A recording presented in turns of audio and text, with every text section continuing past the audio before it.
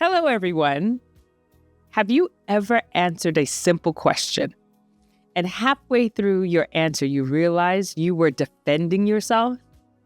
No one accused you, no one attacked you, but your tone shifted. Your speed picked up. You started adding context nobody requested. That's not communication. That's protection. And some of you have been protecting yourselves in conversations for so long, you don't even hear it anymore. This week isn't about silence. It's not about saying no. It's about over-explaining. And I need you to stay with me on this one. When you constantly explain yourself, you send your nervous system a message. I'm not safe to simply exist. I must justify my presence.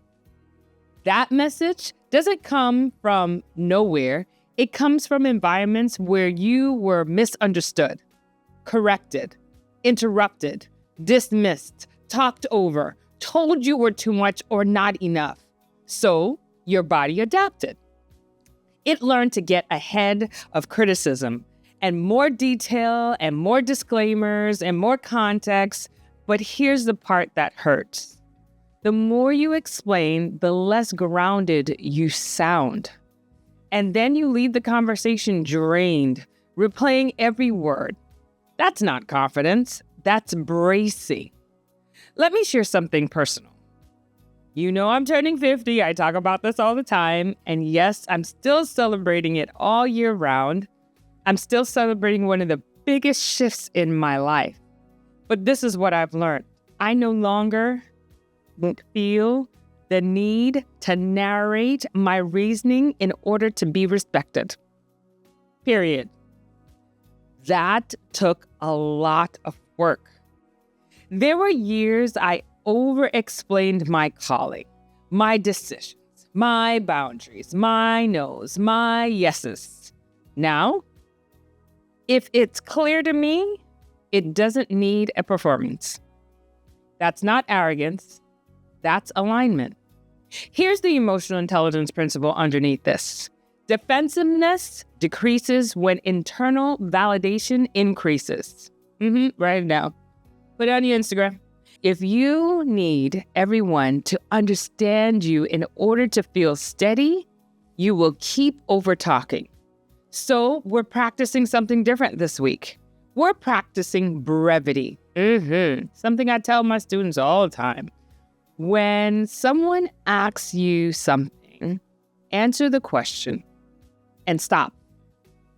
If they need more, they will ask. If they don't ask, don't volunteer. Notice what your body does when you stop talking. Does it feel exposed? Does it feel anxious? Does it want to fill the silence? Good. That's the work. Here's your behavior practice. This week, in one conversation per day, say 30% less than you normally would. Yep, 30% less. Now you're going to have to gauge.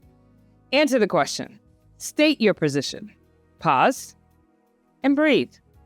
Let your body learn that you don't have to defend your right to exist. Now, if you find that silence after speaking makes you panic or go backwards, I need you to write it down on your workout sheet.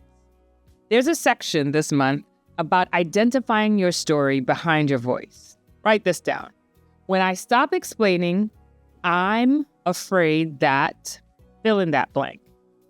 Be honest, because most over-explaining isn't about clarity. It's about fear. Fear of being misunderstood, fear of rejection, fear of not being enough.